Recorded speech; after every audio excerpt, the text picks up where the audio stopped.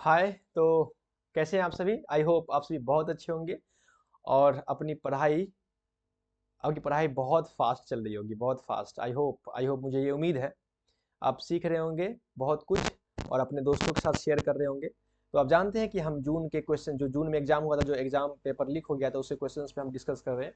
हमको मतलब है क्वेश्चन से, चाहे वो एग्जाम पेपर लीक हो या ना हो, उससे कोई बहस नहीं है। हमें क्वेश्चन से सीखने से मतलब है, ठीक है ना? इसलिए मैं उस पर डिस्कस कर रहा हूँ। और हम क्वेश्चन इससे पहले 45 क्वेश्चंस पे बात कर चुके हैं, है ना? आप देखा होगा, आपके पास वीडियो होगा, आप देखेंगे प्ले लिस्ट में, तो हम 45 क्वेश्चंस तक बात कर चुके हैं, 45 क्वेश्चंस पे बात कर चुके हैं, ठीक है ना? और नो वीडियो जो है वो आपको प्ले लिस्ट में देखने को मिलेगा। जाएंगे प्ले लिस्ट में, आपको दिख जाएगा वहाँ, ठीक है ना? और अभी जो हम बात करेंगे क्वेश्चन नंबर 46 से बात करेंगे। क्वेश्चन नंबर 46 से हम बात करेंगे। क्वेश्चन नंबर 46 कहता है, आपके सामने में क्वेश्चन है और बहुत इजी क्वेश्चन है, बहुत आसान क्वेश्चन है, आपने बहुत बार पढ़ा हुआ है इसको। कहता है कि पाली त्रिपिटक टेक्स्ट, जो पाली त्रिपिटक टेक्स्ट है, आर इम्पोर्टेंट टेक्स्ट, एक महत्वपूर्ण टेक्स्ट है बुद्धिस्ट एजुकेशन के लिए। बुद्धिस्ट एजुकेशन का एक इम्पोर्टेंट टेक्स्ट है, ठीक है, ग्रंथ है। Which amongst the following is not Tripitaka, उस त्रिपिटक में निम्नलिखित में से कौन नहीं है? तो आप जानते हैं कि सुत पिटक है, विनय पिटक है, धम्म पिटक है, लेकिन ज्ञान पिटक उसमें नहीं है। ये आंसर हो जाएगा, ये नहीं है, ये आंसर हो जाएगा, ठीक है ना? ज्ञान पिटक नहीं है। तीन जो पालित त्रिपिटक है उसमें तीन टेक्स्टों का, टेक्स्टों का संग्रह है वो। एक है सुत पिटक, विनय पिटक और धम्म पिटक। तो उसमें ज्ञान पिटक नहीं है, इसलिए इसका आंसर ये हो जाएगा और आपका क्वेश्चन सॉल्व हो गया 5 सेकेंड में। आपको पता ही होगा इसका आंसर। आइए, जब पता है तो और अच्छे से जान लेते हैं। The Pali Tripitaka is collection of Buddhist scripture. जो पाली त्रिपिटक है वो बुद्धिस्ट के स्क्रिप्चर का कलेक्शन है। बुद्धिस्ट का जो स्क्रिप्चर है, जो ग्रंथ है, उन तमाम स्क्रिप्चर का कलेक्शन है Pali Tripitaka. That are considered authoritative by Theravada Buddhist. Buddhist का एक शाख है थेरावादा, उससे जुड़ा हुआ ये त्रिपिटक है, ठीक है ना? दी त्रिपिटक आर, जो त्रिपिटक है वो तीन है। विनय पिटक जिसमें डिसिप्लिन की बात कही गई है, बास्केट, डिसिप्लिन बास्केट जिसे कहा था, जैसे एक ऐसी टोकरी है जिसमें डिसिप्लिन के बारे में बात की गई है। कॉन्टेंस रूल, जिसमें रूल की बात की गई है, rule and regulation for monastic life. जो मोनास्टिक है, बौद्ध धर्म के जो मोनास्टिक है, उनके जो रूल्स हैं, उस रूल्स और रेगुलेशंस के बारे में उसका जिक्र है। किस में? विनय पिटक में। ये बात याद रखेंगे आप। विनय पिटक में जो मोनास्टीज है, मोनास्टिक के लाइफ के रूल्स और रेगुलेशंस के बारे में उसका उसमें जिक्र है, ठीक है ना? उसके बाद शुद्ध पिटक जो है डिस्कोर्स बास्केट है। उस ऐसी टोकरी है जिसमें डिस्कोर्स के बारे में जिक्र किया गया है। Contains discourse and teaching of the Buddha, जो बुद्धा है उसकी टीचिंग, उसकी डिस्कोर्स का उसमें जिक्र है शुद्ध पिटक में। जो बुद्ध है उनकी टीचिंग, बुद्ध की क्या टीचिंग थी, क्या डिस्कोर्स था, उसका जिक्र है शुद्ध पिटक में। और अभिधम्म पिटक ये हायर डॉक्ट्राइन बास्केट है। हायर डॉक्ट्राइन बास्केट, उच्च सिद्धांतिक बास्केट है। Contains philosophical and analytical text, इसमें जो है फिलोसफिकल टेक्स्ट है, जो भी एनालिटिकल टेक्स्ट है, इन तमाम को अभिधम्म पिटक में रखा गया है। तो इस तरह से तीन पिटक है उनके। तीन ये जो है वो स्क्रिप्चर है, तीन तरह के स्क्रिप्चर है, उसको कहा गया है शॉर्ट में त्रिपिटक। जिसमें विनय पिटक है, जिसमें जिक्र है रूल्स के, मोनास्टिक के लाइफ के रूल्स के, रेगुलेशंस के। और सुत्त पिटक जो है उसमें डिस्कस है टीचिंग, बुद्धा के टीचिंग का। और अभिधम्म पिटक जो है उसमें जो फिलोसफिकल और एनालिटिकल जो टेक्स्ट है, उस टेक्स्ट का संग्रह जो है वो अभिधम्म पिटक है। क्लियर ना? इस तरह से आपका आंसर हो जाएगा कौन नहीं है, नॉट कौन नहीं है, तो ज्ञान पिटक जो हो जाएगा आंसर। ज्ञान पिटक जो है उसका हिस्सा नहीं है। Clear? 47 question number 47, arrange the following 5E। आपने पढ़ा होगा 5E को। 5E as a phases of constructivist learning. Constructivist learning, आप जानते हैं कंस्ट्रक्टिविस्ट लर्निंग क्या होता है? Learner construct their own knowledge. Constructivist learning क्या होती है? Constructivist learning is a branch of learning, is a area of learning, a field of learning where their learners construct their own knowledge. वो ये field है जहां learner जो है अपनी नॉलेज को खुद कंस्ट्रक्ट करते हैं। तो इसके 5 ईज है। 5 E's के बारे में आपने पढ़ा होगा। 5 E है, वो उसको अरेंज करने के लिए बोलता है। उसमें क्या है, मैंने बहुत ऐसे क्वेश्चंस मैंने कहा है आपसे कि अगर इस तरह के क्वेश्चंस हो तो आप एक बात याद रखा करें कि पहला और लास्ट का जो पॉइंट है, अक्सर लास्ट के पॉइंट में इवेल्युएशन होता है। इवेल्युएशन होता है लास्ट के पॉइंट में, इवेल्युएट करना या एसेस करना, इवेल्युएशन करना या एसेस करना। पहला क्या होगा, पहला होगा identification the problem, need analysis, goal, need analysis. इस तरह के पहले स्टेप्स होंगे जो मैंने पहले कहा। और लास्ट में अक्सर होता है असेसमेंट, इवेल्युएशन लास्ट में। तो इसमें जो लास्ट में इवेल्युएशन जो है वो इसका लास्ट स्टेज है, लास्ट स्टेप है 5E का। तो देखिए यहाँ पर जो लास्ट में ई यही है, बाकी नहीं है यहाँ पर कहीं पर, इसलिए इसका आंसर ये हो गया। प्रॉब्लम सॉल्व, क्वेश्चन 2 सेकंड बन गया। तो पहला है अब इंगेज, पहला है इंगेज, दूसरा है एक्सप्लोर, तीसरा है एक्सप्लेन, तीसरा चौथा है एलिब्रेट और पांचवा है इवेल्युएट। यहाँ सिक्वेंशियली ये आंसर जो क्वेश्चन है, क्वेश्चन में ये ऑलरेडी पहले से सीक्वेंस किया हुआ है। पहला है इंगेज, दूसरा है एक्सप्लोर, तीसरा है एक्सप्लेन, चौथा है एलिब्रेट और पांचवा है इवेल्युएट। ये पहले से सीक्वेंस किया हुआ है, आपको कंफ्यूज करने के लिए क्वेश्चन दे दिया गया था। इसका आंसर होगा पहला, ठीक है ना। तो आइए इसको थोड़ा सा समझ लेते हैं चीजों को। The 5E are phases of constructive learning. जो 5E है जो वो कंस्ट्रक्टिव लर्निंग का फेज है, कंस्ट्रक्टिव लर्निंग का फेज है। And they should be arranged in the following order, और इसको फॉलोइंग ऑर्डर में अरेंज किया गया। कैसा, पहला स्टेज है इंगेजमेंट, फर्स्ट, दूसरा है एक्सप्लोरेशन, तीसरा है एक्सप्लेनेशन, चौथा है एलिब्रेशन और पांचवा है इवेल्युएशन। ये 5 स्टेज है। First engagement, second exploration, third explanation, fourth elaboration, अब फिफ्थ इवेल्युएशन। ये इसका स्टेप्स है, याद रखेंगे चीजों को।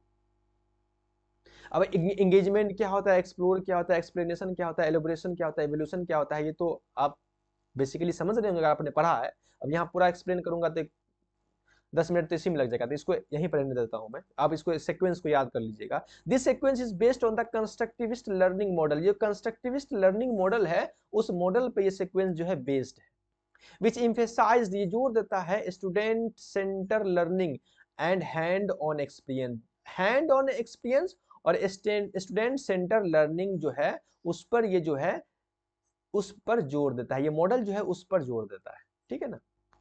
engage, explore, explain, elaborate and evaluate, ठीक है। तो इस तरह से इसका आंसर हो जाएगा आपका फर्स्ट में ये हो जाएगा, सेकंड में ये हो जाएगा एक्सप्लोर, थर्ड में एक्सप्लेन हो जाएगा, फोर्थ में एलोबरेट हो जाएगा और फिफ्थ में इवेल्युएट हो जाएगा। ये इसका सीक्वेंस है। Question number 48, which among the following is not, कौन नहीं है कैटेगरी ऑफ असेसमेंट। असेसमेंट की कैटेगरी कौन नहीं है, बहुत इजी क्वेश्चन। आप जानते हैं कि असेसमेंट ऑफ लर्निंग होता है, असेसमेंट फॉर लर्निंग होता है, असेसमेंट एज लर्निंग होता है। ये तो लर्निंग का कैटेगरी है, ये भी है, ये भी है। असेसमेंट विथ लर्निंग ये कैटेगरी नहीं है, विथ का कहीं जिक्र नहीं किया गया। असेसमेंट ये लर्निंग का कैटेगरी नहीं है। यहाँ पूछता है नॉट, कौन नहीं है, इसका आंसर हो जाएगा 4 नंबर, ये नहीं है। आप जानते हैं कि असेसमेंट ऑफ लर्निंग क्या होता है, असेसमेंट फॉर लर्निंग क्या होता है और असेसमेंट एज लर्निंग क्या होता है, ये आप जानते हैं अच्छे तरीके से, ठीक है ना। तो बोलता है कौन इसका असेसमेंट का कैटेगरी नहीं है। ये 3 कैटेगरी, ये तो है, ये है और ये नहीं है, इसलिए इसका आंसर हो जाएगा असेसमेंट, ये 4th नंबर आंसर हो जाएगा, नॉट ये नहीं है। आइए इसको थोड़ा समझ लेते हैं। कई बार मैंने इस पर जिक्र किया है, लेकिन आप जितना बार सुनेंगे उतना आपको याद रहेगा। 3 मैन कैटेगरी है, 3 मैन कैटेगरी असेसमेंट का 3 मैन कैटेगरी। पहला असेसमेंट ऑफ लर्निंग, इसे ही कहा गया है समेटिव इवैल्यूएशन, इसको अब समेटिव इवैल्यूएशन कहा गया है। असेसमेंट ऑफ लर्निंग को summative evaluation, to measure student learning at the end of the lesson, unit और कोर्स। यही बात समझ लीजिएगा। जो स्टूडेंट है, ये जो एक मेजरमेंट प्रोसेस है, एक तरीका है जिसमें हम स्टूडेंट्स के लर्निंग को मेजर करते हैं, इवेल्युएट करते हैं। कब, एंड द लेसन, लेसन के अंत में, यूनिट्स के अंत में या कोर्स के अंत में, एंड द लेसन, उसे कहते हैं समेटिव असेसमेंट या असेसमेंट ऑफ लर्निंग। दूसरा है असेसमेंट फॉर लर्निंग, इसे कहते हैं फॉर्मेटिव इवेल्युएशन। फॉर से याद रखिएगा, फॉर से formative, assessment for learning, formative evaluation. Is to monitor students progress. ये जो तरीका है इसमें स्टूडेंट्स के प्रोग्रेस को मॉनिटर करते हैं and understand during the learning process, और उसके लर्निंग प्रोसेस के दौरान उसके अंडरस्टैंडिंग को समझने की कोशिश करते हैं। इसलिए अक्सर असेसमेंट फॉर लर्निंग में ड्यूरेशन का जिक्र होगा। ड्यूरेशन मतलब हम बच्चे के लर्निंग के दौरान ही उसका असेसमेंट करते हैं। और असेसमेंट एज लर्निंग, तो student reflect on their own learning. ये असेसमेंट एज लर्निंग जो है, इसमें क्या होता है कि स्टूडेंट जो है अपने लर्निंग को खुद रिफ्लेक्ट करते हैं and take ownership of their learning process, और जो लर्निंग प्रोसेस की जो रिस्पॉन्सिबिलिटी होती है वो स्टूडेंट्स की खुद होती है। यानी इसको कह सकते हैं सेल्फ असेसमेंट। स्टूडेंट जो है वो अपना असेसमेंट खुद करता है, सेल्फ असेसमेंट। स्टूडेंट जो है वो अपना असेसमेंट खुद करता है, असेसमेंट एज लर्निंग। तो इस तरह से आपका आंसर हो जाएगा असेसमेंट विथ लर्निंग, ये इसका पार्ट नहीं है। ठीक है, तो आइए क्वेश्चन नंबर 49 देखते हैं। पोका योका, 2 बार मैं पहले इस क्वेश्चन को एक्सप्लेन कर चुका हूं, 2 बार क्वेश्चन पिछले वीडियो में जो मैंने क्वेश्चन एक्सप्लेन किया है 100 क्वेश्चन, उसमें एक ही क्वेश्चन में 2 बार ये आया है पोका योका। एक जापानीज टर्म है जिसको इंट्रोड्यूस किया था शिजियो शिंगो। इसका मतलब विच मीन्स पोका yoke is a Japanese term, एक जापानीज टर्म है, इंट्रोड्यूस किया था bye Shigeo Shingo, which means इसका मतलब होता है मिस्टेक प्रूफिंग। मैं ज़्यादा इस पर बात नहीं करूंगा क्योंकि मैंने इस पर काम कर चुका। इसका मतलब है मिस्टेक प्रूफिंग, मिस्टेक को प्रूफिंग करना। इसको समझ लेते हैं अच्छे तरीके से कि poka yoke is a Japanese term introduced by Shigeo Shingo, that means इसका मतलब होता है मिस्टेक प्रूफिंग और error proofing, mistake proofing and error proofing. Poka yoke is a quality control technique, या समझे, ये क्वालिटी कंट्रोल टेक्निक है, quality को कंट्रोल करने वाला एक टेक्निक है। यूज टू प्रिवेंट, इसका इस्तेमाल किया जाता है यूज टू प्रिवेंट एरर्स और defects in process by designing and mechanism और producers that makes it impossible और mistake to occur. Is use to prevent, इसका इस्तेमाल किया जाता है तो एरर, गलती जो है, गलती को प्रिवेंट करने के लिए इसका इस्तेमाल किया जाता है, और डिफेक्ट को प्रिवेंट करने के लिए। In a process of designing and mechanism, जो डिजाइन करते हैं, और produce that makes it impossible for mistakes to occur. The goal of poka yoke, जो पोका योका का जो गोल है, इज टू एलिमिनेट एरर को एलिमिनेट करना, एरर को बिल्कुल खत्म करना, rather than simply detecting them after they have occurred। यानी कि जो पोका योका है, पोका योका का जो मतलब उसका है, मतलब एलिमिनेट, एरर को एलिमिनेट करना, जो गलती है उसको एलिमिनेट करना, खत्म करना, कम से कम करना। सिर्फ उसको डिटेक्ट करना नहीं है, simply rather than simply detect, सिर्फ पहचानना नहीं है, डिटेक्ट करना नहीं है, सिर्फ उसको एलिमिनेट करना है। पोका योका का ये कंसेप्ट, ये मतलब ये है, ये एक टेक्निक है, मतलब क्वालिटी कंट्रोल टेक्निक है जो एरर को एलिमिनेट करता है, डिफेक्ट को, एरर्स को प्रिवेंट करता है। ठीक है ना, तो इसका आंसर हो जाएगा मिस्टेक प्रूफिंग। मिस्टेक प्रूफिंग हो, एरर प्रूफिंग हो, या डिफेक्ट या एरर प्रूफिंग हो, या एलिमिनेट एरर्स हो, ये अगर कोई भी ऑप्शन होगा तो इसका यही होता है। ठीक है ना। क्वेश्चन नंबर 50 कहता है according to Taittiriya Upanishad, according to Taittiriya Upanishad arrange the following कोश, जो कोश है गोइंग इनवर्ड। तैत्तरीय उपनिषद जो है उसके हिसाब से जो कोश है, उस कोश को अरेंज करना है। जो पंचकोश है, 5 कोश है, पंचकोश उसे कहा गया, उसको अरेंज करना है। इनवर्ड, अंदर की तरफ, इनवर्ड अंदर की तरफ। मान लिया जाए कि ये जो है इनवर्ड, अंदर की तरफ, सबसे ऊपर क्या होगा, उसके बाद क्या है, उसके बाद क्या है, उसके बाद क्या है। तो आपको ये बात समझिएगा, जो सबसे ऊपर है वो है अनन्य माया कोश, सी नंबर सबसे ऊपर है, याद रखिएगा। सबसे ऊपर जो है वो अनन्य माया कोश है, इसलिए सी इसका आंसर पहला होगा। ये कट गया, इसका आंसर ये होगा कि सबसे पहले है, ऊपर है, लाइन इनवर्ड, ऊपर से अंदर की तरफ, तो सबसे ऊपर जो है वो अनन्य माया कोश है, और देखिए आसान समझने के लिए, इजी वे में समझने के लिए, जो बीच में है, जो बीच में देखिए, एक ये जो कोश है, ये एक बाउंड्री, एक गोल है, एक सर्किल है जिसमें लेयर्स है, जिसमें एक मिनट, इसमें मैं से कर तरीका, हाँ सॉरी, ये हो गया। इसके बीच में जो है, बीच में वो आत्मा है, सोल है, बीच में सोल है। इंसान को ऊपर से बाहर से अंदर की तरफ जाना है, सोल की तरफ। तो जब सोल की तरफ इंसान पहुंचेगा तो क्या आएगा? इंसान को आनंद आएगा ना। इंसान को क्या आएगा? आनंद आएगा। जब इंसान अपने रूह को समझ लेगा, अपनी आत्मा को, सबसे ऊपर का जो लेयर है वो है फिजिकल बॉडी, वो है फिजिकल बॉडी, फिजिकल बॉडी है सबसे ऊपर। तो ये फिजिकल बॉडी वो है अनंत माया कोश, ये फिजिकल बॉडी जो है वो अनंत माया कोश है, फिजिकल बॉडी सबसे ऊपर। और सबसे अंदर जाएंगे तो यहाँ सोल है। मैं आपको टेक्निक समझा रहा हूं इसको याद करने का। सबसे अंदर क्या है? सोल है। और जब सोल तक हम पहुंच जाएंगे तो हमको क्या आएगा? आनंद आएगा ना, आनंद। इसीलिए सबसे अंदर का पार्ट जो है वो आनंद माया कोश है, आनंद माया कोश। इसलिए सबसे लास्ट में ए होगा। अब आपका आंसर बन गया। इस टेक्निक को आप याद रखेंगे कि सबसे अंदर क्या है? सोल है। सबसे अंदर जो बीच का पार्ट है वो सोल है। और सोल के जो नजदीक का जो कोश होगा वहां आनंद आएगा इंसान को, इसलिए वो आनंद माया कोश होगा लास्ट का। तो पहला हो गया आनंद माया कोश। उसके बाद जब अंदर और जाएंगे अंदर तो हो जाएगा प्राण माया कोश। उसके बाद हो जाएगा और अंदर जाएंगे तो मनोमया कोश। उसके बाद हो जाएगा विज्ञान माया कोश, तब हो जाएगा आनंद माया कोश। तो ये हो जाएगा आपका आंसर है, answer number first. Inward, inward, inward मतलब अंदर की तरफ, इनवार्ड मतलब अंदर की तरफ, अंदर की तरफ। अगर यहां रहता ना आउटवार्ड, आउटवार्ड रहता, आउटवार्ड यानी बाहर की तरफ, बाहर की तरफ, बाहर यानी ऐसे, बाहर की तरफ मतलब क्या?